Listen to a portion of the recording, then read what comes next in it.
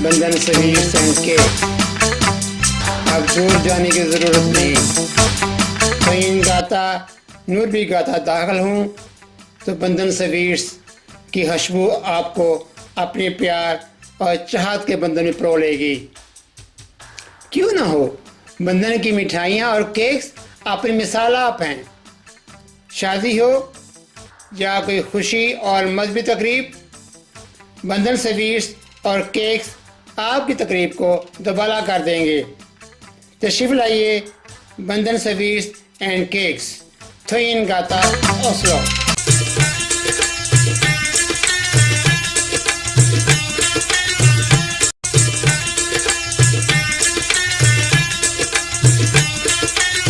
पंजाबी मसाला। सच कहंदे ने 5 दरिया दा सूबा पंजाब है। इसे तरह देसी मसाले मिल के बनांदे ने पंजाबी मसाले दे खाने।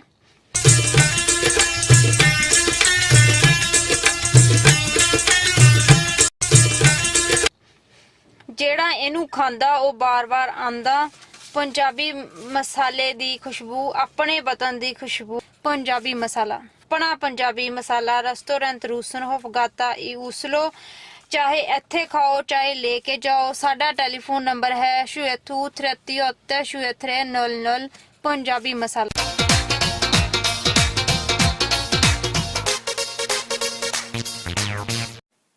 लाहौरी डेरा तंदूरी। जिन्हें लाहौर नहीं वेख्या उन्हें कुछ नहीं वेख्या।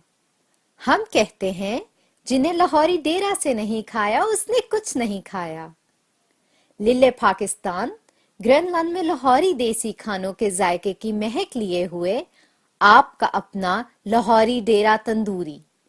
तशरीफ लाइए, आप हमारे देसी खानों के जायकों से लुत्फ अंदोज होंगे।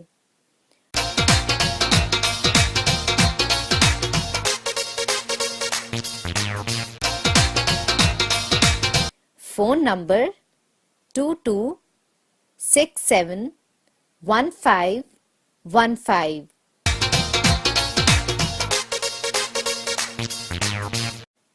लाहौरी डेरा मैंने सारी ज़िंदगी जो है वो सियासी तकरीरें करते गुजारी है और सियासी मुबाहिसों में अपना वक्त ज़ाया किया है। और आज ये पहली बार मैं किसी अदबी मौजू पे बात करने जा रहा हूँ। अगर इसमें से कोई गलती हो जाए तो मुझे उम्मीद है कि आप दरगुजर करें। सामीन, बनी नौ इंसान की तारीख जहाँ तक उसका सुराग मिलता है तो उसके साथ अदब अपनी आप उताब के साथ चमकता दिखाई देता है। तहरीर और तालीफ से पहले भी अदब के तख्लीकार अपने अपने ज़मानों में एक आला मकाम और हैसियत के मालिक थे। ज़माना कदीम में भी कहानी कही जाती थी, किस्से सुनाए जाते थे और शायरी पढ़ी जाती थी। तहरीर जब ईजाद हुई तो फिर अदब हरूफ के साथ नक्श होने लगा और इसके साथ ही अदब ने सफ़र भी शुरू कर दिया। और इस तरह मुख्तलिफ अदाब कदरे तेज़ी से एक दूसरे से बगलगीर होकर बोस व किनार करते हुए तहजीबों के मलाब का ज़रिया बनने लगे। सामीन, अदब महाशरों और तहजीबों का सफ़ीर होता है। आज के ज़माने में ज़राए अबलाग की तरक्की और वसअत और मिटते फासलों के बावजूद किसी तहजीब से आगाही उसके अदब की मार्फत ही मुमकिन है। अदब शनाख्त है, हर सकाफती और अक्कासी होता है हर तहजीब की। अदब की तारीख और इर्तिकाई मनाजिल पर नज़र दौड़ाएं तो ये बात वाज़ेह होती है कि हर तहजीब और माशरे का अदब से मुतल्लक अपना मिजाज होता है। कहीं नसर का राज तो कहीं शेरी अदब गालिब है। यूरोप और बरसगीर के अदब पर गौर करें तो ये फ़र्क बिल्कुल यहाँ है कि यूरोप में नसर को अदब में एक ख़ास मुकाम हासिल है, जबकि बरसगीर में ताकतवर नसर के बावजूद शायरी का तोती बोलता है। आज जब बरसगीर के हवाले से मैं शायरी की थोड़ी सी फ़ोकियत दे रहा हूँ तो मेरे मद्देनज़र नसर की अहमियत कम करना नहीं, बल्कि आज की महफिल में हमारे पेश नज़र शायरी की किताब माखस है जो कि तख्लीक है जनाब फैसल हाशमी साहब की। सामीन, शायरी एक महाशरती अमल थी और इब्तिदा में शायर ज़्यादातर महाशरे की इक़दार और रसूम के बारे में अपने रद्द अमल का इज़हार करता था और इसमें इज्तिमाइयत हावी थी।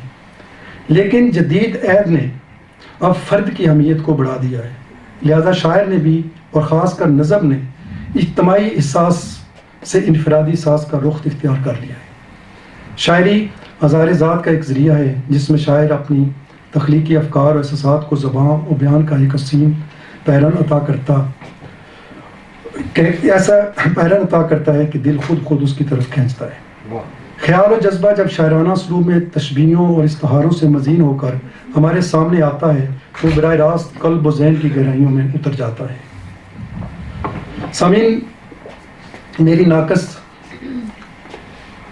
رائے کے مطابق شاعری دل سے اٹھ کر دل پر اثر کرنے والی تحریر کا نام ہے۔ میری نظر میں شاعر مریض بھی ہوتا ہے اور طبیب بھی۔ مریض وہ اس روگ کا جو اپنے گرد کے حالات کو دیکھ کر محسوس ہی نہیں کرتا بلکہ درد سے چیخ اٹھتا ہے، اور پھر جب وہ ان محسوسات کو اپنے قلم سے مخصوص انداز میں تحریر میں لاتا ہے تو پھر وہی تحریر کئی دلوں کی شفا کا موجب بنتی ہے۔ سامعین، آج ہمارے سامنے فیصل ہاشمی کی نظموں کا مجموعہ خاص ماخذ ہے۔ فیصل ہاشمی ایک ادبی گھرانے کے فرزند ہیں جو جدید نظم کے شعراء میں ایک ابھرتا ہوا نام ہے۔ یہ انتہائی خوبصورت اور جدید اسلوب کے تقاضوں کے مطابق نظم تخلیق کرتے ہیں۔ سامعین، اردو نظم کے ساتھ بھی اردو زبان کی طرح یہ حادثہ منسلک ہے کہ یہ بھی ہجرت کرنے والوں اور لشکریوں کے ساتھ اردو ادب میں وارد ہوئی ہے۔ اردو ادب میں جدید نظم کا داخلہ 1857 کے انقلاب کے بعد دکھائی دیتا ہے۔ وہ اس سے پہلے بھی پابند اور موضوع نظم کہی جاتی تھی۔ جب حالی اور سر سید نے نئی نظم کی شروعات کی تو یہ وہ زمانہ تھا جب 1857 کا خونی انقلاب رونما ہو چکا تھا۔ مغلیہ خاندان کا آخری تاجدار دیار غیر میں ایڑیاں رگڑ کر مر چکا تھا اور ملکہ وکٹوریہ کے نام کا خطبہ پڑھا جاتا تھا۔ پرنٹ میڈیا نے اپنے بال و پر حاصل کر لیے تھے، جدید سائنسی آلات سے لوگ روشنا ہو رہے تھے، تہذیبی تصادم کے پیش نظر ایک خاص نقطہ نظر پرواں چڑھ رہا تھا، یورپ کی طرز تعلیم سے لوگ راغب ہو رہے تھے۔ ایسے میں یورپی زبانوں سے اردو والوں کی دلچسپی بڑی ظاہر ہے، یورپی اصناف سے بھی رغبت پڑی، اور یورپی زبانوں میں نظم ہی ایسی صنف تھی جس کے مزے سے لوگ واقف تھے، کیونکہ اردو شاعری کی مقبول صنف غزل یورپی زبانوں میں تھی ہی نہیں۔ اور جب یورپی زبانوں سے اکتساب کی ضرورت پڑی تو نظم اردو شاعری کے مزاج سے قریب معلوم ہوئی اور اسے قبول کر لیا گیا، اور اس کی قدر جانی پہچانی صنف نے دھیرے دھیرے اردو پر اپنا تسلط قائم کرنا شروع کر دیا، اور نظم اپنے سفر کے مختلف مراحل طے کرتی ہوئی آج کے دور میں داخل ہوئی۔ یا مضمون کی طوالت کے خطرہ سے بچنے کے لیے اس میں شامل شعراء اور اس کے ارتقاء کا تذکرہ نہیں کرتا۔ جناب فیصل ہاشمی صاحب کی تخلیق ماخذ کا مطالعہ کر کے پتہ چلتا ہے کہ تخلیق کار فقط اپنی زندگی نہیں جیتا، اور خود اسے بھی شاید خبر نہیں ہوتی کہ کب وہ کس قالب میں بیٹھ کر کس کے آنسو روئے گا، اور کب کسی کی ہنسی چڑیا کی طرح اس کے منڈیر پر آ اترے گی، وہ کس کی پیاس میں بلبلائے گا اور کس کی چوٹ کو خود پر سہ کر چلائے گا۔ کبھی کبھی اس کی روح ایک آئینہ بن جاتی ہے جو سامنے آ کر اس میں سما جاتی ہے، آئینہ اس کے خد و خال پہن لیتا ہے۔ جن کرداروں کی زندگی سے کچھ لمحے فیصل ہاشمی پر صدیوں کی طرح بیت جاتے ہیں، وہ کردار کہیں سے بھی ہو سکتے ہیں، کبھی حقیقی اور کبھی غیر حقیقی، اور کچھ کردار تو وہ خود کرتا ہے اور خود بھی اس کی لپیٹ میں آ جاتا ہے۔ سامعین، شاعر کے شہ پاروں پر بات کرتے وقت اس کو بیچ میں سے نہیں نکالنا چاہیے۔ اس کی سماجی، معاشی، سیاسی، نفسیاتی اور خانگی، اور اس کی فکری، علمی، نظریاتی، جذباتی اور احساساتی شخصیت کو پیش نظر رکھنے سے اس کی تخلیق کو زیادہ سمجھنے میں مدد ملتی ہے۔ جناب فیصل ہاشمی کی نظموں کا مطالعہ کرتے ہوئے یہ احساس پختہ ہو جاتا ہے کہ تخلیقی عمل چاہے کتنا ہی پراسرار کیوں نہ ہو اور کیوں نہ وہ پراسرار قرار پائے، لیکن اس حقیقت کو رد نہیں کیا جا سکتا کہ تخلیقی واردات میں زیادہ عمل دخل لاشعور کا ہے، اور لاشعور میں پڑا ہوا بیج تخلیق کے شجر میں تبدیل ہو جاتا ہے۔ یہ تو طے بات ہے کہ تخلیق کا بیج شعور کے راستے ہی لاشعور میں پہنچتا ہے۔ البتہ یہ کہنا مشکل ہے کہ تخلیقی صورت اختیار کرنے میں کتنا وقت لیتا ہے، اور نہ ہی یہ کہا جا سکتا ہے کہ اس بیج سے ایسا ہی پودا نمودار ہوگا جس کا یہ بیج ہے۔